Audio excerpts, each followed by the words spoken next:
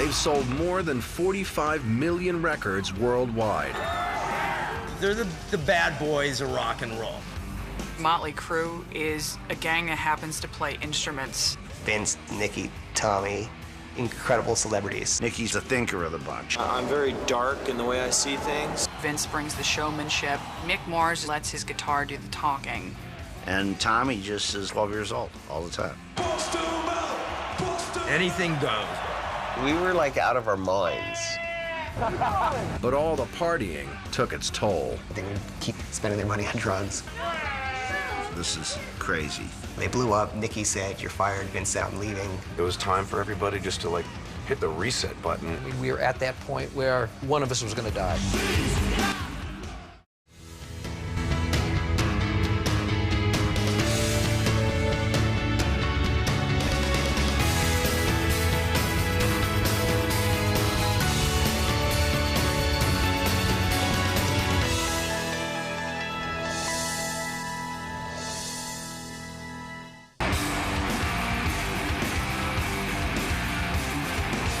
In 1983, heavy metal band Mötley Crüe released their second album, Shout at the Devil, and it was an instant success, particularly the title track. Shout at the Devil, as soon as you hear the first riffs on that song, it's just instant. I mean, your head just starts nodding to it.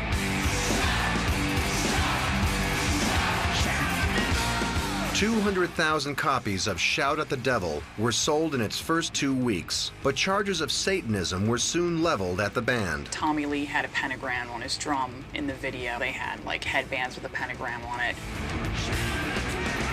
You've been accused of devil worship and inciting violence. Now, did you do it, guys? Did you? I mean, is it true? The thing about Shout at the Devil was shout at the devil, shout at war, shout at anything that's negative, you know? It's supposed to be a positive message, but everyone took it, you know, it was at, not with. Come on.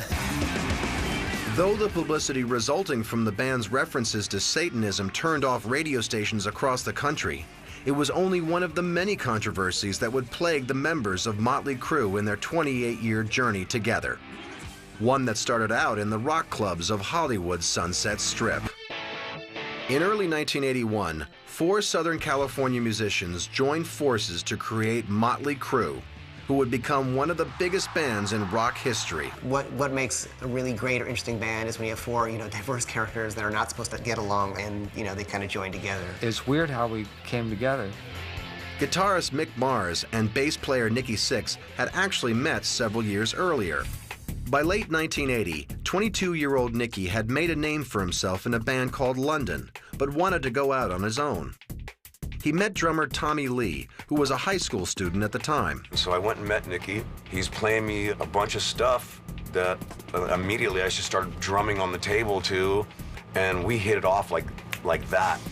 Nicky had seen an ad placed by Mick in the local paper. It just said, loud, rude, aggressive guitar player, no bull. Call Mick Mars. And he called me. We opened the door, and this dude is like right out of the Addams Family. We're like, whoa, look at that guy, dude. Just really creepy and weird, but cool and funny. And then he goes, "Hey, aren't you that guy?" I'm like, yeah. And we jammed. Nicky, Mick, and Tommy now needed to find a frontman. Tommy remembered the singer in a rival high school band, Vince Neil. He was the local pretty boy, glamour boy, who was this amazing singer. They went to check Vince out at a local club where he was performing with his band, Rock Candy. We walked in there, and I saw this little blonde-haired kid, 19 years old. I was looking at him, I was watching all the girls just like going crazy over him. And I'm like, that's the guy that we need in this band. Whether he can sing or not, doesn't matter, because it's like sex sells. Well, Vince could sing. So I was going like, good, this is all good, it's even better. Everyone was like, this rules. He's the guy. We're done. Now, all the band needed was a name. Mick thought of the name. He said at one time he was sitting around with all of his friends, and someone comes in and goes, "Isn't this a motley-looking crew?" Oh, that's and he goes, "Well, that's kind of cool." Mötley Crüe had been born. Its members immediately undertook a guerrilla marketing campaign. We would go to like the place and print up a ton of posters, staple guns, and we would just go all over Hollywood, up and down the canyons, every telephone pole. Putting up our posters, you know, to come see us at the Troubadour or the Starwood. We're like a little street team gang. Like, we would go out and just plaster the place at night. Young Crüe made a name for itself with its elaborate, if homemade, theatrics. He used to douse himself with lighter fluid and light his legs on fire. The word of mouth got around that there was this band, Mötley Crüe, and they put on this really crazy stage show. You know, within 6 months, we were headlining sold-out shows on the Strip. You'd see these huge lines at the Whiskey or the Roxy or the Troubadour, and you'd go, who is that?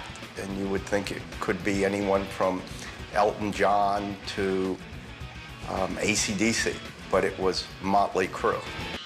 Motley's elaborate costumes helped differentiate them from other groups on the Sunset Strip. The look was just very much what Mötley was about. They were these four big, tough guys. They had this big puffy hair. They had these huge platform shoes, these leather straps with studs. They had this scary makeup. You know, we were glam, pop, punk, heavy metal. We're a mess. They were completely different from anything else that was on the Sunset Strip. That was a time of new wave. There wasn't anybody out there like us.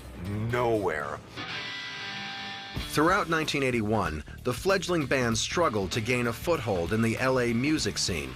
The band members, however, were already living the rock star lifestyle. We got a little apartment, me, Vince, and Nikki. And I go over there, of course, periodically and stuff to see what they're up to. It was such a run-down place. There was huge piles of trash. Roaches were everywhere, so we'd take the hairspray and a lighter, and we just, like, you just see them just going up the wall. We'd like... We would play at the Whiskey A Go-Go, which is right down the street, and after the show, I'd just go, everybody, let's just go to our place. I mean, our apartment was this big. There would be 200-300 people in this little 2-bedroom apartment. People would throwing through the windows. People are passing out. Cops are coming, kicking in the door. The police had kicked in the door so many times that the bolt was broken on it. David Lee Roth would come to a lot of our shows, and we're all sitting around doing coke, and somebody had pounded on the door, and the door just kind of fell off his hinges and like fell right on Dave. It just went, piff. The decadence escalated. We would light Nikki on fire in the house because we were always testing like new pyro tricks. We found this gel to like put on your pants, and we would light them up in the house. Nobody even stopped, nobody even cared. Back then we were like, it, let's do it. No one cared about anything. We were like out of our minds. It was a lot of fun though. Mötley Crüe was fast becoming the hard-partying band the world would come to know. One very bad night, though, would almost destroy the group just as they were getting started. By the spring of 1981, Mötley Crüe was clawing its way to the top of the LA music scene, and the young band members, Mick, 25, Tommy, 18, Vince, 20, and Nikki, 22, were living out their wildest dreams. Alan Kaufman, a businessman with no music industry experience, was interested in getting into the music business and proposed that he promote and manage the band. He said, okay, I got a guy, we can go in the studio, we can do a record. And we recorded the album in like a week and a half or 2 weeks. Too Fast for Love was released on their own label, Leather Records. The lyrics are obviously not about love and romance. They basically took pop songs, but toughened them up completely. They've got these really heavy guitar solos on it. This was just very loud and aggressive. Mötley sold over 20,000 copies of Too Fast for Love. We were playing around all the clubs, selling them out of the trunk of a car, and went like, whoosh. And it helped take the band to the next level. All of a sudden, we're playing the Santa Monica Civic Auditorium. It just like snowballed into this huge thing. Record companies started noticing, they're like, look, these guys are doing this without anybody's help. We better grab them. Here comes, Tom Zutat from Elektra Records going, I'm signing you guys immediately. And we were like, whoa, and then we got a record contract. And I remember being a senior in high school going like, okay, high school diploma, recording contract, tour of the world, and go rock went from being completely broke and unable to even feed myself to being a multimillionaire. Elektra released a remixed version of Too Fast for Love, and the band embarked on its Cruising Through Canada tour. By late 1982, Mötley had outgrown Alan Kaufman, and the band hired veteran managers Doug Thaler and Doc McGee. When I saw them on New Year's Eve, I couldn't even understand what they were playing. I mean, they were just rolling around, blowing up. It was awesome. And I saw 3,500 kids just going crazy. I went, what do you have to know? You know what I mean? Let's take this around the world. Under new management, the band produced their second album, Shout at the Devil. The track, Looks That Kill, was released as a single in February of 1984 and spent 10 weeks on the charts. The song shows where the four of them, I think, really come together. Vince has got this pouty kind of vocal. And then the riffs that Mick plays on it. Nicky, you know, he's got the bass that's holding down with the drums. And they say the clock strikes midnight and Tommy hits this gong. The Crüe sold 500,000 copies of Shout at the Devil.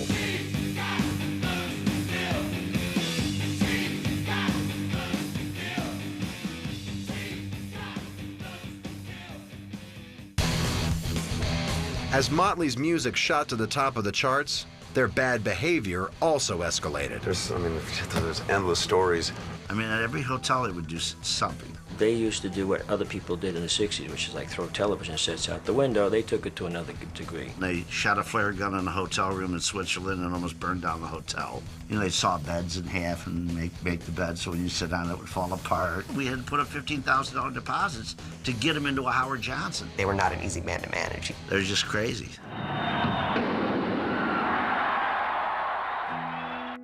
In late 1984, band members returned to Los Angeles after a triumphant tour. Before starting work on a new album, they decided to take a well-deserved break. All the band members had just gotten our first really taste of money.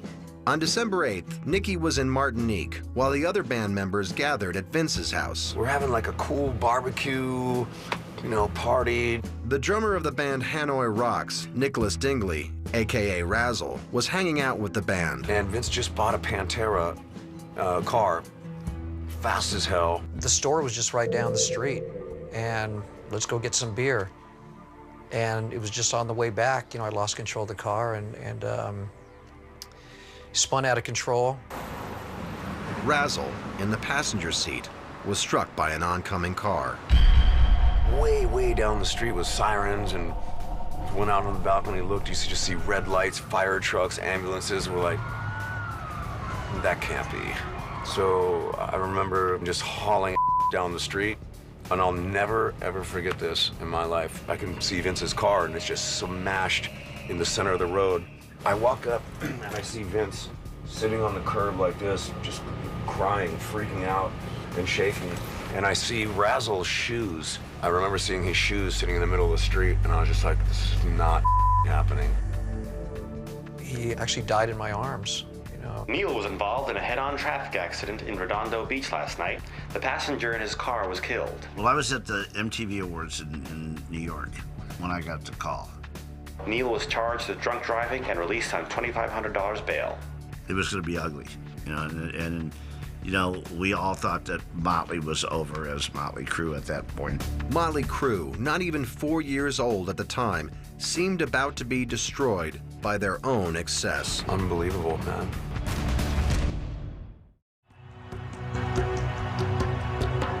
In 1984, just as Mötley Crüe had achieved its first real success, a band member's bad behavior had almost destroyed it. Neil was involved in a head-on traffic accident. Singer Vince Neil's drunken car accident killed friend Nicholas Razzle Dingley, and both people in the car that Vince hit suffered serious injuries. The other two people, they had brain damage. It seemed likely that Mötley would lose its frontman, which would mean the end of the original band. People do have to be accountable for what they do. I had to pay out, you know, $2.5 million to the victims. You know, I went to jail. Vince's jail time and fines were nothing compared to the remorse he felt for what he had done. He could continue to make music with Mötley Crüe, though he would have to clean up his act, starting with court-mandated sobriety throughout his 5-year probation. And he has griped that I'm trying to stay clean, and they thought it was funny leaving over and say, "Oh, Vince, can you hand me that line of Coke? Can you make me a drink and pass this beer here?" This is not a highly sensitive band. Had no support, you know, none, zero.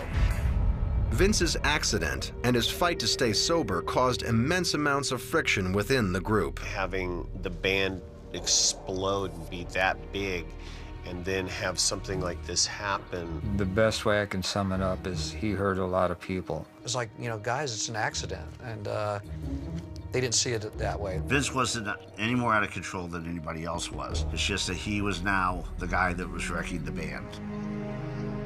That just really pushed me out of the band. You know, I was just kind of the singer. I was just kind of there. The Crüe did return to the studio, however, and produced the hugely successful Theater of Pain, which shot up to number 6 on the Billboard charts, the highest position of any of their albums to date. But when we came out with Theater of Pain and Smoking in the Boys' Room and Home Sweet Home, really broke the band. Smoking in the Boys' Room became the band's first top 40 single, but Home Sweet Home, with its live concert music video, was the standout song on the album. You know I'm a dreamer. It showed a lot of people for the first time what life on the road was like. It was new. You see, like, Vince Neil is leaning over and he's singing right to this one girl, and you know she's losing her mind. Somebody's pulling up her shirt to flash the band. You just see what life is like with this crew.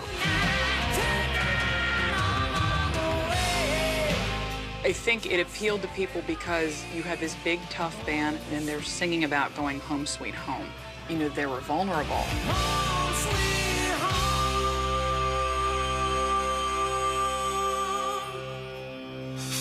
While the band was touring with Theater of Pain, Tommy began dating actress Heather Locklear. They were married in May of 1986. The following year, the Crüe released Girls, Girls, Girls. What's the name of the next album called? Right here, dude. Girls, Girls, Girls. That's the name. They can't change it now because it's tattooed on my arm.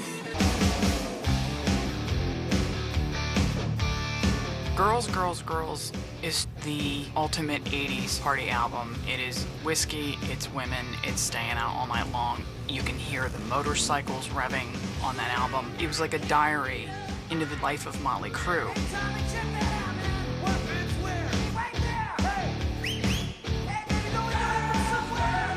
We were definitely inspired by girls. These days, you'll never see me in a strip club. But in those days, we went every night, before shows, after shows. It was like, you know what? This whole thing needs a theme song. Now it's an anthem. Pretty awesome. Like every time you walk into a place, it's playing. Girls, Girls, Girls sold more than 2 million copies and eventually went double platinum. Mötley took the title of their album literally, especially while on tour. They always had a lot of women around them all the time. Never a shortage of girls. There's always girls, always. Naked girls, antics on the bus that weren't made for human eyes. There's girls before the show, during the show, and after the show. That was what we were all about, the debauchery. The real sex, drugs, and rock and roll. That was Mötley Crüe. When the Girls, Girls, Girls tour hit Japan in December 1987, Mötley Crüe's reputation as the bad boys of rock and roll was cemented. Every time we went to Japan, something happened. They found pot in Tommy's drum case, confiscated all the equipment. On one tour, they hit a Japanese guy in the back of the head with a Jack bottle on the bullet train, put him in the hospital. They called the police ahead, and when the train came into the station, full military guys and SWAT team waiting for these guys to arrest them. We all went to jail for that, which was fun. I had to sit there for 5 hours with Nikki, handcuffed. This wasn't like management, this was like full contact management. It was clear that the lessons of Vince's crash had been lost on the band. The madness continued, like that wasn't enough. The band's drug and alcohol abuse had reached new heights. Vince himself had fallen off the wagon and was drinking heavily again. I was drinking a bottle of gin, you know, on stage at a lot of those concerts. And he wasn't alone. I drank a lot, I fell off the stage quite a few times. There was always booze, and there's always dope, and you know, coke, and later on heroin. I mean, when you're shooting heroin, and then you run out and you're like, well, what else is there to shoot? And you're looking around and you're like shooting Jack Daniels. You're like, dude, what the f are we doing? Like, this is insanity. Like, this is not cool. Nicky had become addicted to heroin, and his life off stage was spinning out of control. He had barricaded himself in the room and like was perched on top of this thing, just scared to death, like people were after him. And we had to play a gig that night. And I'm going, oh, man. He really was more predestined to be a drug addict, let's say, just because, you know, he didn't really have a family. You know, he had no father figure. You know, his mother kind of basically disowned him. In December 1987, the Girls, Girls, Girls tour finished up in Japan, and the band returned to LA for a short break before heading out again to Europe. The dark side was when they were home and Nicky was by himself and cooped up at his place. I'd go over to his house and he's got a gun out and he's shooting imaginary people in the speakers and being, you know, crazy. Everyone was just kind of waiting around to see, you know, when the bomb was going to go off. The bomb went off on December 22nd, 1987. I remember getting the phone call in the middle of the night from our tour manager and saying that Nicky had died. And like, what? In 1987, Mötley Crüe, the bad boys of rock and roll, had come a long way. Together, their last 3 albums, Shout at the Devil, Theater of Pain, and Girls, Girls, Girls, had sold over 1 million albums. It seemed like one band member, though, bass player Nicky Sixx, had thrown it all away. On December 22nd, local radio stations reported that Nicky had died of a heroin overdose. You know, getting that phone call wasn't exactly peachy. The reports were not true. Nicky had come close to dying but had been revived by a paramedic. When he regained consciousness, he fled the hospital. As soon as he woke up, of course, he's like Nicky Sixx, so he got pissed and angry at everybody and walked out of the hospital in his gown. What does he do? You know, he goes back home and shoots up. You know, it's like he was a complete mess. Once again, one member's bad behavior set the other 3 against him. That was when Doug and I started talking and just said, you know, this is crazy. We canceled the European tour. Our manager at the time said that if we go to Europe, one of them will be coming back in a body bag. And that was like, it was true. We just said we're gonna have to do an intervention or we have to quit. Because if we're not gonna watch the guys die. Obviously it affected the band, you know, where it scared them. We went after Nicky first because he was a mess. I took him to my house and detoxed him in my house. And we finally got him into a treatment center and then everybody followed suit. It was time for everybody just to like hit the reset button and stop. Mick Mars didn't believe in traditional drug rehab programs, though, and decided to kick his alcohol habit on his own. It wasn't hard for me to stop drinking. I just went, no, that's done. We were all sober for, you know, a couple years. The number one thing about getting sober is you can think clearly and you can function, and when you go into the studio, you're able to do what you're supposed to do, which is record and write music. It was an amazing time musically for him. You know, it was just because they could focus and get into it. We were like a machine, and it felt really good. The newly sober Crüe recorded their 5th studio album, Dr. Feelgood, in the spring and summer of 1989.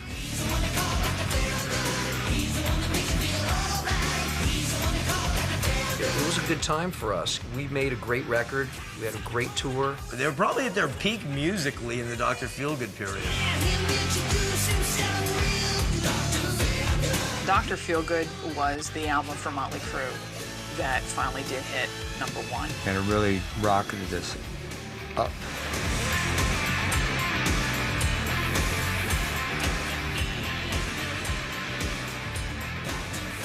Included in the album was the song Kickstart My Heart, inspired by Nicky's near-fatal overdose.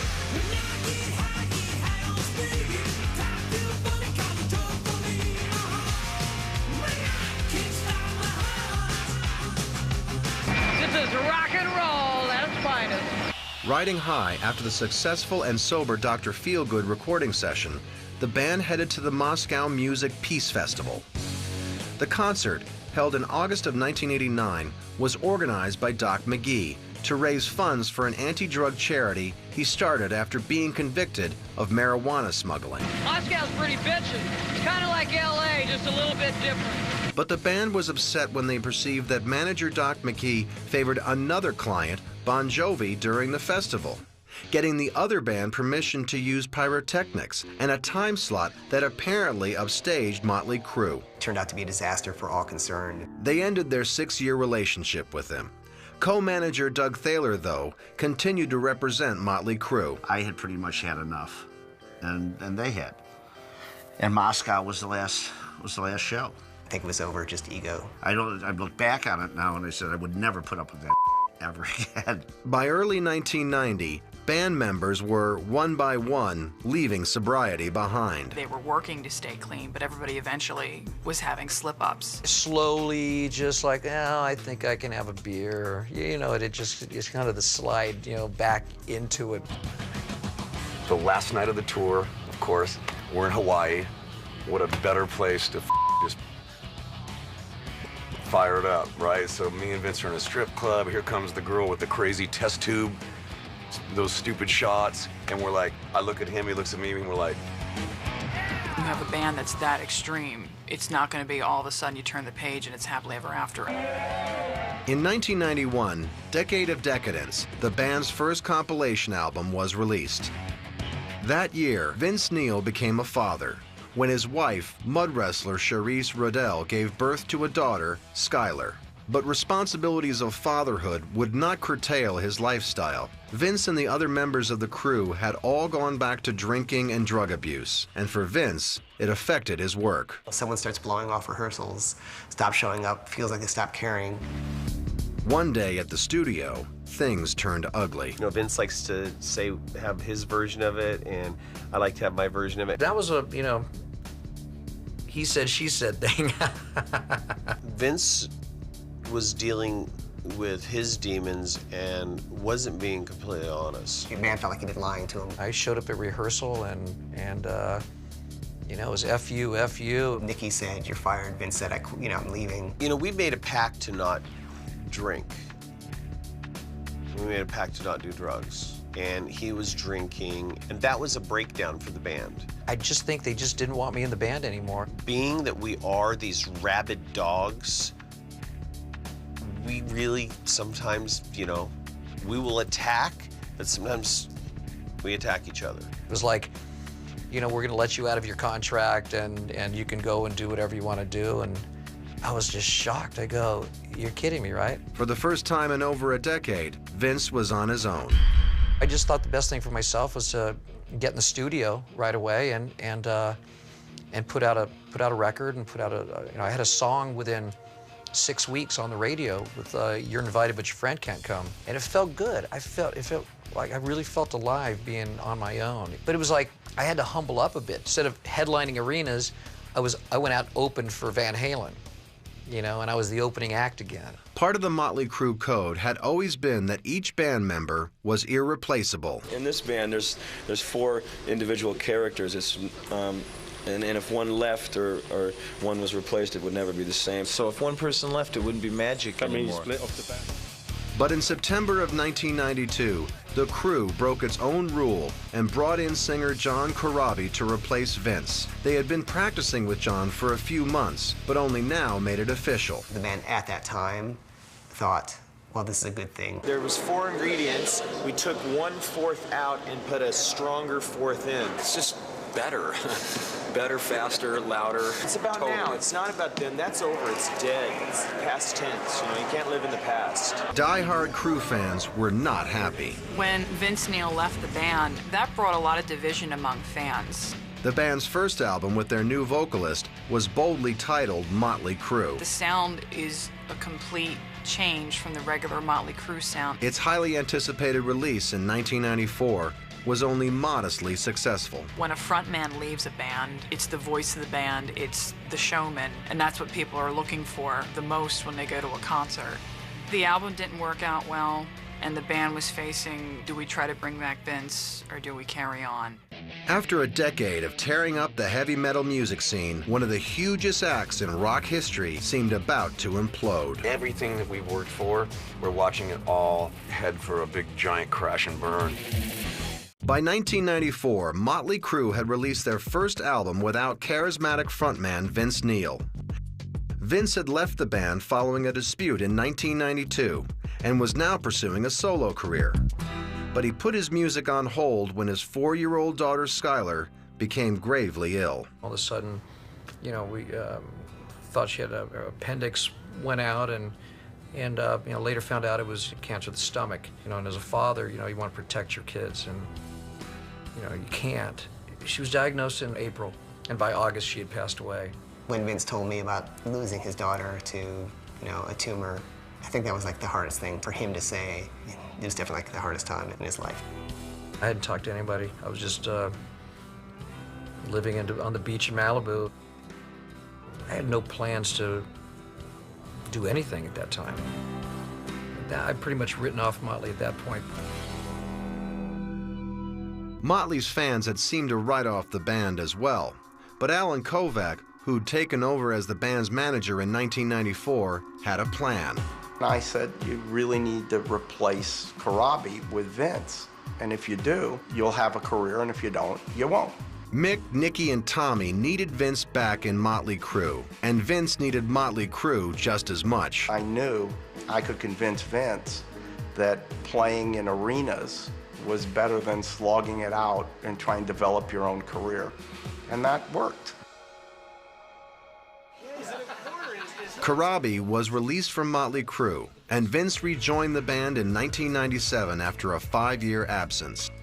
The band was back, but it wasn't a smooth re-entry.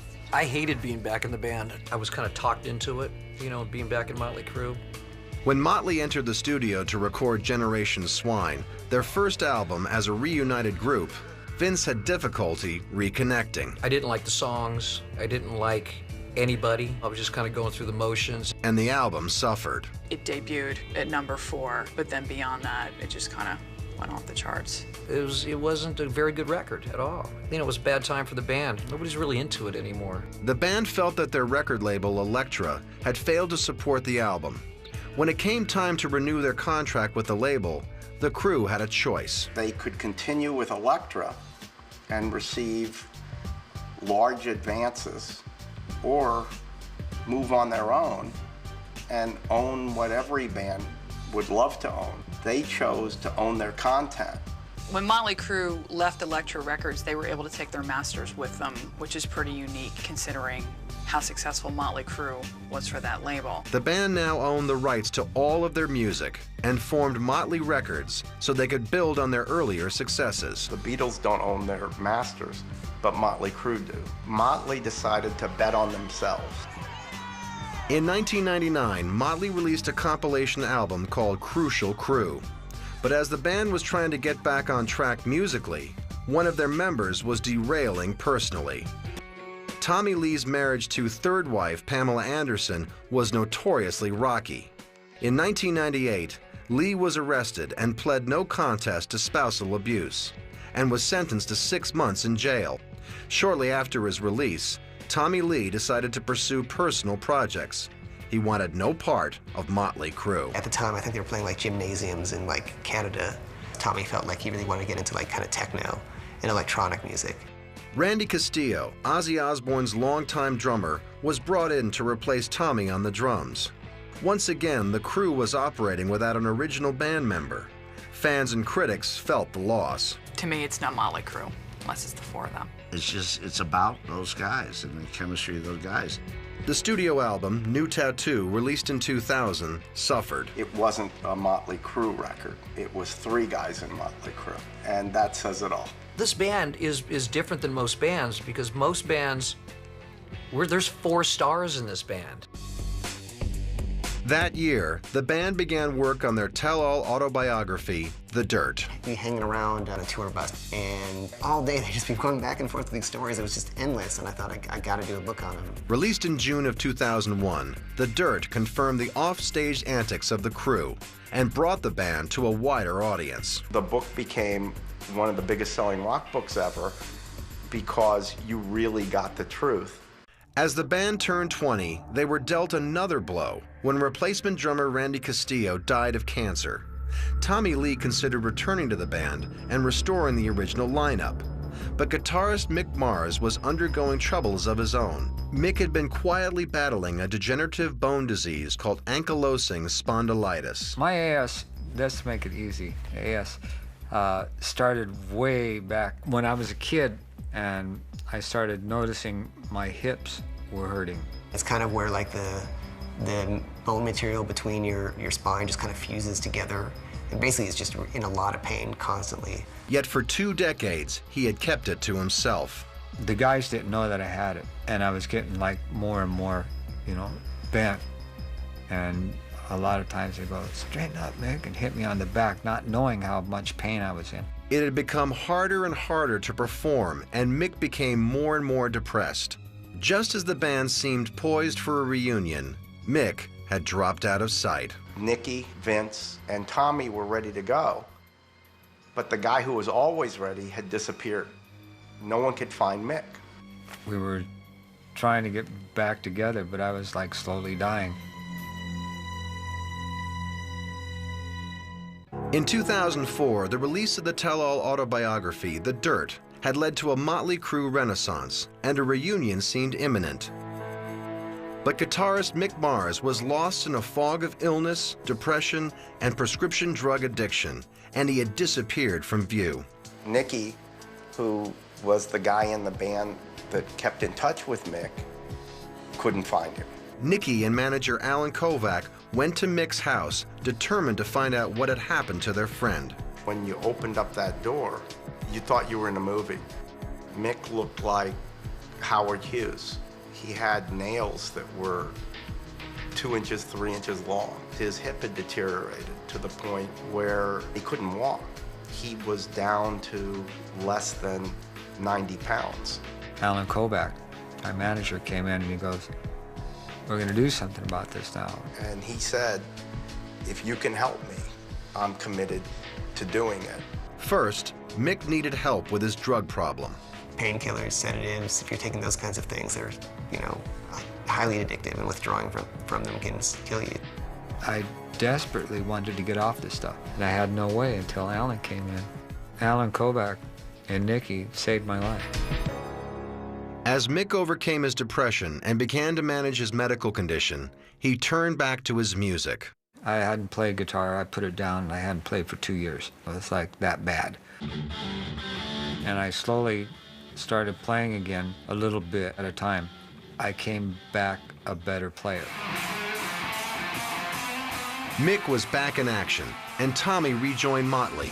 In 2005, the band released Red, White, and Crüe, their 3rd compilation album, and they set off on the world tour of the same name.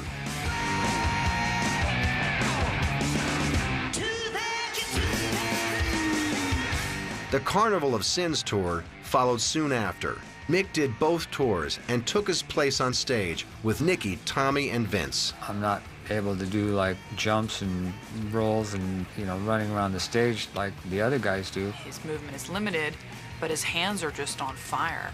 Mick Mars is one of the best guitar players that ever lived, and is proving it every day. He's had to deal with more adversity than just about anybody I know, and he deals with it every day. Me, I just love to play my guitar. I'll probably be laying on my deathbed with a guitar playing with all the tubes in me going like, you know what I mean?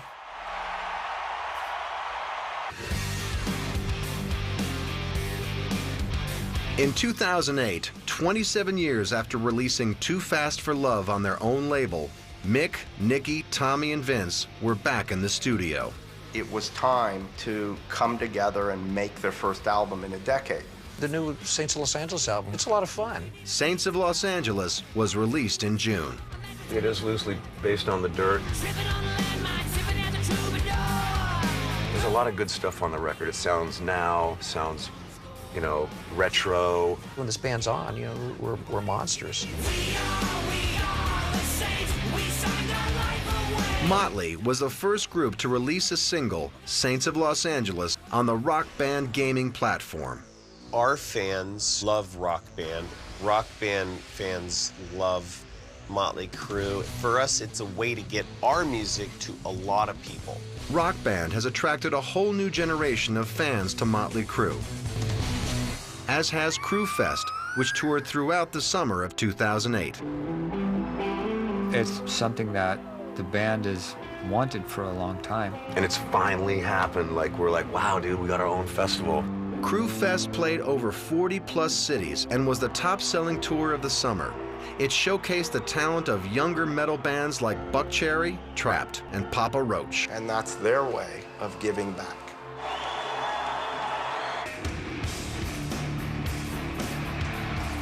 Saints of Los Angeles, Rock Band, Crüe Fest. Mötley has managed to evolve along with the wider world of popular music. Mötley's prided itself in always redefining Mötley Crüe.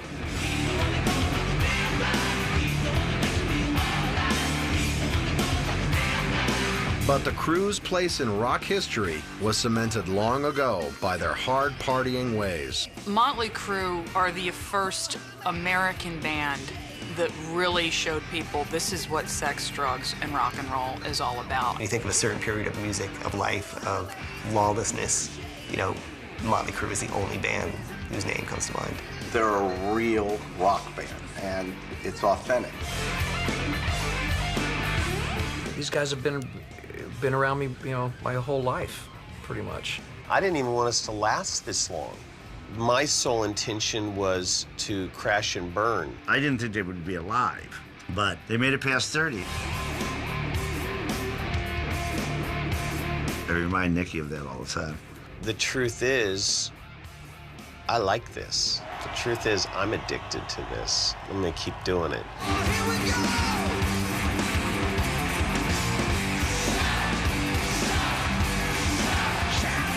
We're having a great time. People go, well, what's it like in your heyday? You go, this is our heyday. This is it.